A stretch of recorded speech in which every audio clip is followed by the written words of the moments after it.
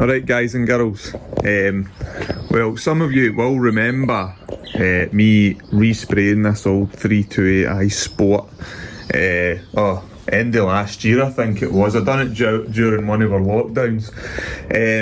Now it's been, after that, basically in the winter I parked it in the garage, and it's cold here in the winter and wet, especially in this old sort of garage. There's not really much room to move about in it, but it is out the way, and it gives me somewhere to sort of just go out and mess about with it when I get the chance. So the weather's starting to pick up a bit, so I thought we'd get the engine out of it, because we're going to be putting all the, well, I think we're going to be putting the M3 engine in it. I'm not sure yet, we'll wait and see what happens with that. A nice V8 would be nice, wouldn't it though, but the M3 engine would certainly be a lot easier, so we'll see how we go. But we need to get the engine out anyway, engine and gearbox, and I also want to do a bit of sort of chassis restoration on it, sort of under the floor.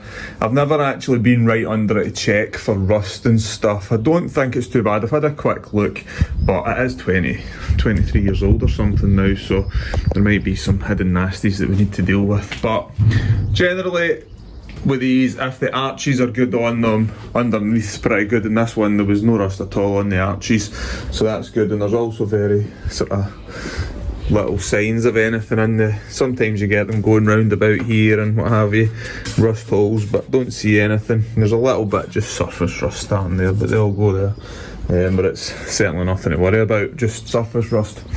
Anyway, I think we'll just put the camera on to time lapse and we'll start to strip it down over the next few weeks. So put it on time lapse and here we go. Oh, there's Miss, say hello mate. Basically all I did was I parked it in here, put it up on jacks. I took the front bumper off of it so I could get the jack underneath it to put it on the axle stands, and that's where I've got up to. That's the only thing I've done to is taking the front bumper off of it so far. So let's crack on.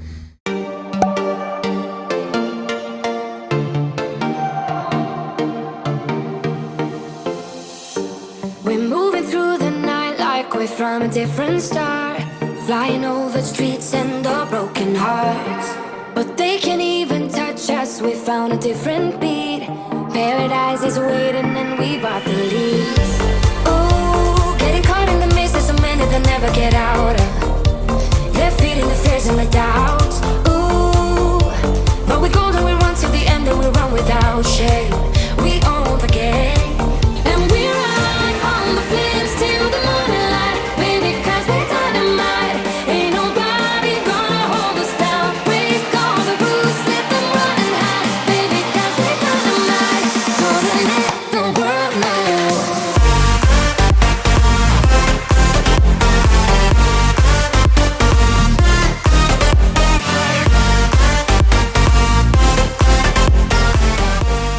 Whilst we're here actually, I just thought I would show you why this car was taken off the road all those years ago. When I got this car, it had been off the road for quite some time, but mainly because the head gasket had blown in this engine. And just look at that. I mean, this engine actually still ran, and it ran really quietly, but obviously it's had water in there for quite some time. Funnily enough, it'll start up okay and it'll idle and it won't overheat, but as soon as you put it under any load or drive it or anything like that, like I drove it home on the trade plates, and as soon as I drove it, it just starts overheating within minutes. Strange.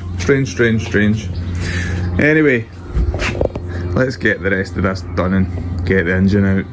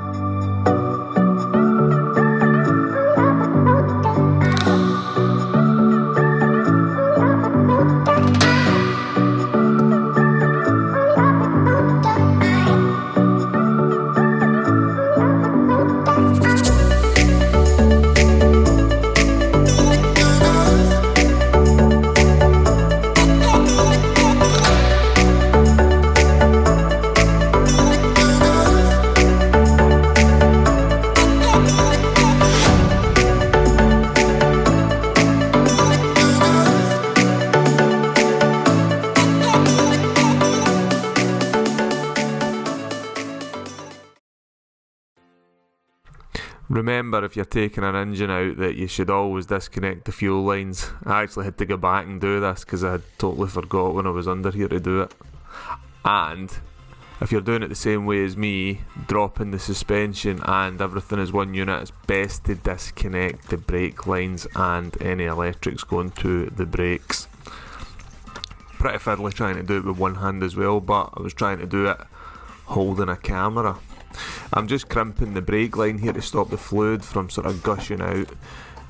I'll deal with that later because it needs new brake lines put on it anyway. So we're just going to cut these old lines because they'll be getting replaced with nice braided ones when it goes back together.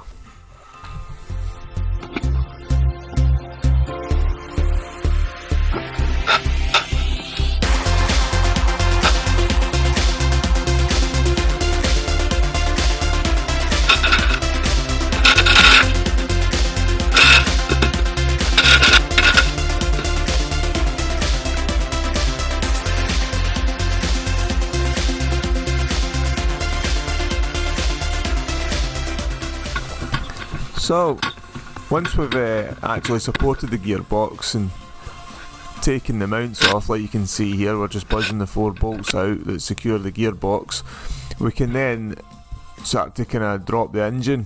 We just do a quick check just to make sure everything else is disconnected.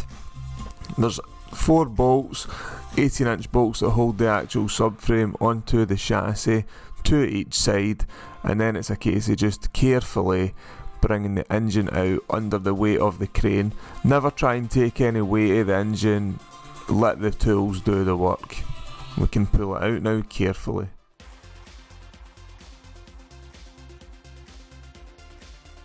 Oh, and just like that, the engine is out.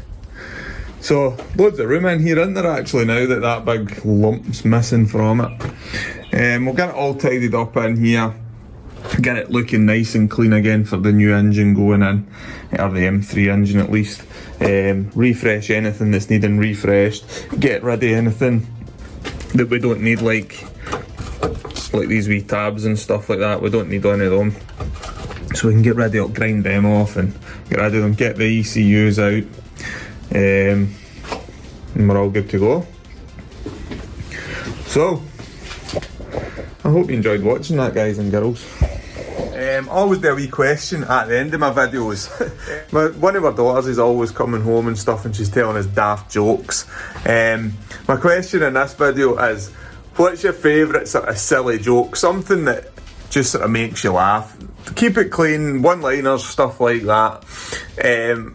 A good one that I've kind of heard recently, in fact I heard that a long time ago actually, I think it was my dad that told me it.